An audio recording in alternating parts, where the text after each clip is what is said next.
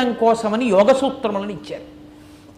అందుకే పతంజలి యోగ సూత్రం అంటారు మనసుని ఎలా నిలబెట్టాలో, ఎలా ఈశ్వరుణ్ణి ధ్యానం చెయ్యాలో అన్నీ చెప్పిన మహానుభావుడు పతంజలి. అలాగే వాక్కు యందు దోషం రాకుండా వాక్య నిర్మాణము ఖచ్చితంగా ఉండేటట్టుగా అనుగ్రహించడం కోసమని ఆయన జనులకు ఇచ్చిన సాధనం వ్యాకరణ భాష్యం. అదే మహాభాష్యం. కాబట్టి వ్యాకరణాన్ని ఇచ్చారు. మూడవది శరీరమునకు కలిగేటటువంటి రుగ్మత.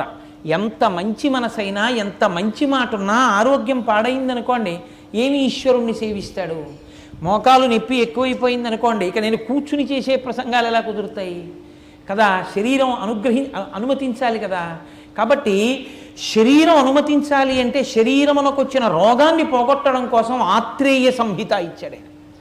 ఇచ్చి మనకి వైద్యం నేర్పాడు. ఈ మూడు పతంజలి ఈ లోకానికి ఇచ్చిన అనుగ్రహం.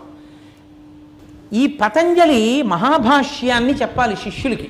అందుకే ఆయన శివాలయంలోనే వ్యాకరణ పాఠం మొదలుపెట్టాడు. ఇప్పటికీ అందుకే వ్యాకరణం శివాలయంలో నేర్చుకోవడానికి వ్యాకరణ మంటపాలు ఉంటాయి. అది చిదంబరంలో శిష్యులకి నేర్పాలి.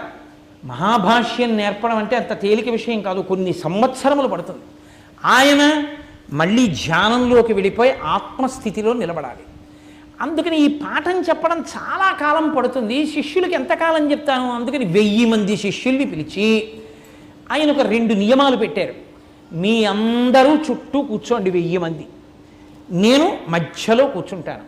కానీ మీకు నేను కనపడను, నాకు మీరు కనపడరు. కనపడనటువంటి ఒక పెద్ద తెర చుట్టూ కట్టేస్తాను. 1000 మంది శిష్యులు చుట్టూ ఉంటారు కదా. ఆయన ఆదిశేషుడు కదా. 1000 పడగలతో 1000 తలలతో ఒక్కొక్క శిష్యుడు ఎదురుగుండా పాఠం చెప్పేస్తూ ఉంటారు. కానీ శేషుడు చెప్తున్నాడని శిష్యుడికి తెలియదు. కాబట్టి మీరు మాత్రం తెర ఎత్తకూడదు. తెర ఎత్తారో ఉపద్రవం వస్తుంది. ఆదిశేషుడి యొక్క గాలి, అది ఆ విషపు గాలికి భస్మం అయిపోతారు. కాబట్టి తెర ఎత్తకూడదు. గురువుగారు లోపల కూర్చుని పాఠం చెప్తున్నారు కదా, ఆ పడగ ఆ తల ఎదురుగుండా ఉన్నవాడు వినకుండా ఎక్కడికన్నా వెళ్ళిపోతే గురువుగారికి ఏం తెలుస్తుందిలే అని వెళ్ళిపోతారేమో పాఠం వినకుండా. అలా వెళ్ళిపోయిన వాడు బ్రహ్మరాక్షసు అవుతాడు.